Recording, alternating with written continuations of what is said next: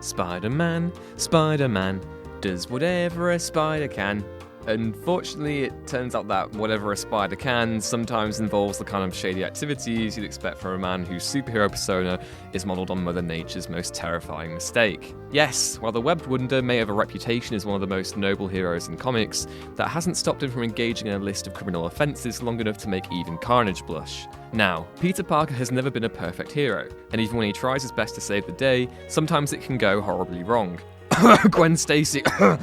While well-intentioned mistakes are easy to forgive, there are the occasions where Spider-Man didn't just mess up, but seemed to go out of his way to be as big a tool as possible. With all this dodgy activity, including a surprising amount of murder piling up, it's enough to make you wonder if maybe, just maybe, old J. Jonah was right about the Wallcrawler being a menace all along.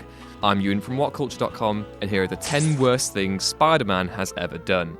Number 10. He invaded a sovereign nation.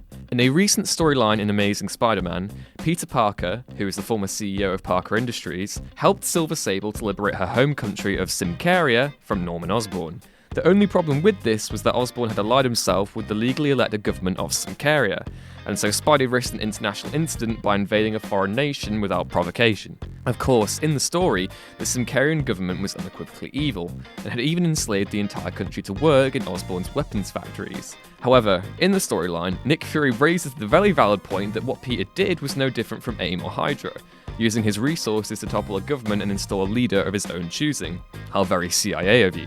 Luckily for Pete, Secret Empire kicked in just in time for him to avoid having to answer any questions about how ethically dubious his actions actually were, and he abandons Parker Industries later anyway. Man, remember when Spider-Man's biggest problem was just trying to stop the Vulture from robbing banks, even though he had the flu? Crazy, right? Number 9. He had an affair with Betty Brant. Betty Brant was the first love of Peter Parker's life. As J. Jonah Jameson's secretary, she met Peter in one of the earliest Spider-Man comics when he first started selling pictures to the Daily Bugle. The two were clearly attracted to each other, and the previously shy and awkward Parker plucked up the courage to ask her out. Peter and Betty dated for a while, but eventually the relationship fizzled out. However, the two remained very close friends as they both continued to work at the Bugle. A few years later, both Peter and Betty found themselves in a bit of a rough spot.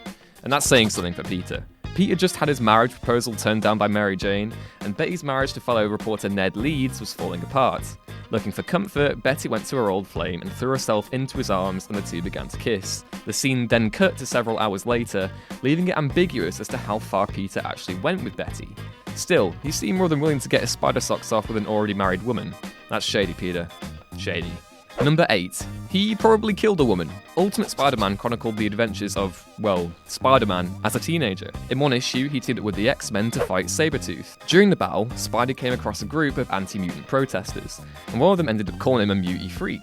That's not nice. And instead of a witty retort, Peter simply responded by webbing up the woman's face to stop her talking.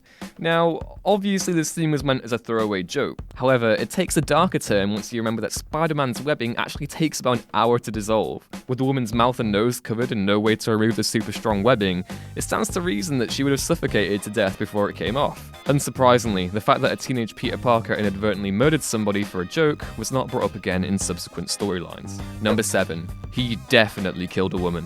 One of Spider-Man's core traits as a hero is that he never kills his enemies. No matter how severe their crimes, Peter Parker will always do his utmost to make sure his foes survive to face justice. And innocent bystanders though, well, that's a different story. When Spider-Man and Wolverine first teamed up, it went about as well as you would expect a story called Spider-Man vs. Wolverine to go. The two clashed over one of Logan's old flames, the spy Charlemagne. While Wolverine wanted to help her escape her former Soviet masters, Spider-Man was determined that she pay for the various murders she had committed.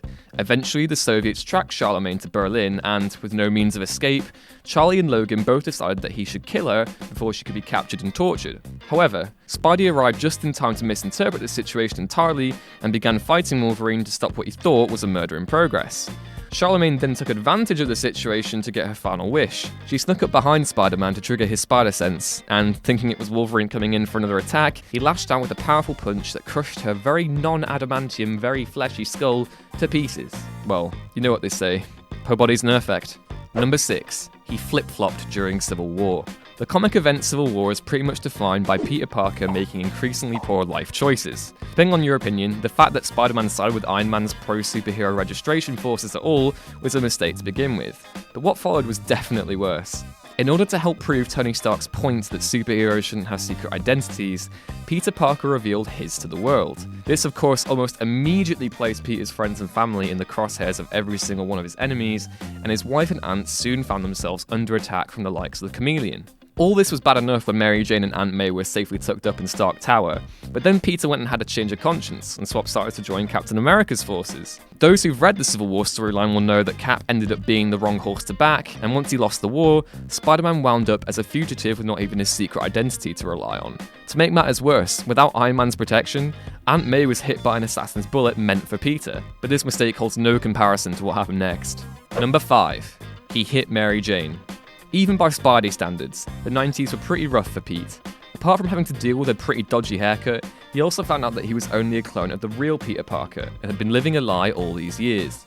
Ben Reilly, the man Pete thought was his clone, turned out to be the original Spider-Man. Peter was less than enthused by the news and flew into a rage at the man he thought was trying to steal his life.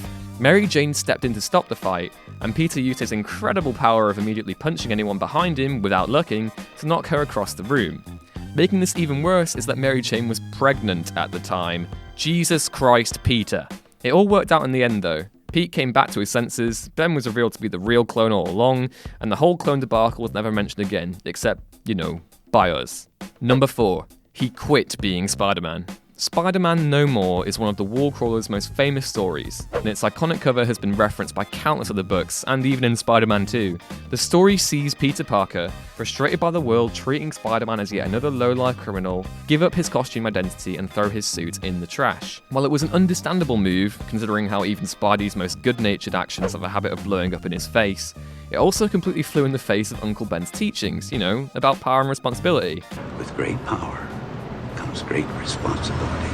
As if to hammer that point home even further, crime in New York began to skyrocket as soon as he disappeared. Worst of all, however, it allowed Wilson Fisk to finally make his move on the criminal underworld and cement himself as the true kingpin of crime, a fact that Daredevil definitely wouldn't appreciate. It wasn't long before Peter remembered why he became a hero and got back in his underoos, but who knows how many people suffered during his brief retirement. Way to go, Pete. Way to go. Number 3. He refused to kill MENDEL STROMM. MENDEL STROMM was first introduced as the treacherous partner of Norman Osborn. After failing to kill the future Green Goblin, he seemingly died of a heart attack. STROMM did survive, however, by transferring his mind into a robot body, and began harassing Spider-Man as the Robot Master, which, as far as villain names go, isn't that great. Eventually though, STROMM, now going by the less awful name GAUNT, which when we think about it actually is pretty terrible, how is that an improvement? Anyway, found that he was being absorbed by his own robotics and was reduced to nothing but a head. STROMM called Spider-Man to him and explained that his decaying mind was the only thing keeping his suit's AI at bay, and that if it got loose, it would destroy New York's electrical grid. The only way to stop it was for Spidey to kill him. Spidey's solution in this instance was to design a computer virus that shut down both STROMM and the AI, effectively rendering them comatose. While this may seem like an ideal third option, it had the downside of leaving STROMM trapped in a barren virtual world inside his own mind with the AI. Spider-Man did eventually send S.H.I.E.L.D. to rescue him though. 7 years later, we'll neglect that. It's fine, Spidey, you did good. Number 2. He sold his marriage to MEPHISTO. After things went pear-shaped during Civil War and Aunt May found herself at death's door, Spidey kind of went off on one.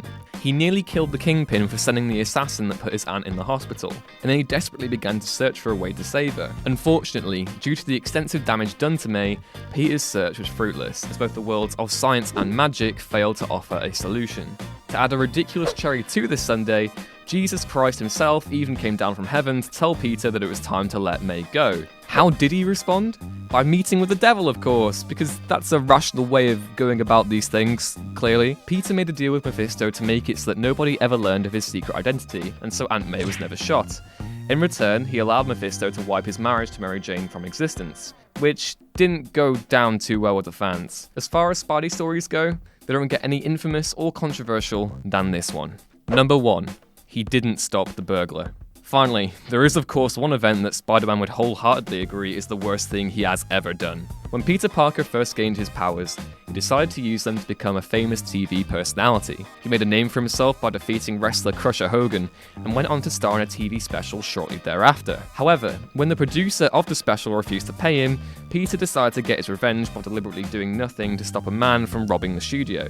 We all know how the story goes from there. Returning home, Peter found that his beloved Uncle Ben had been shot and killed. Spider-Man chased the killer to a nearby warehouse, only to find that it was the very same man who he had allowed to escape. The guilt of this mistake was enough to push Peter onto a path of heroism and taught him that you should always try and do good, because sometimes, when you really think about it, doing nothing can be just as bad as doing wrong.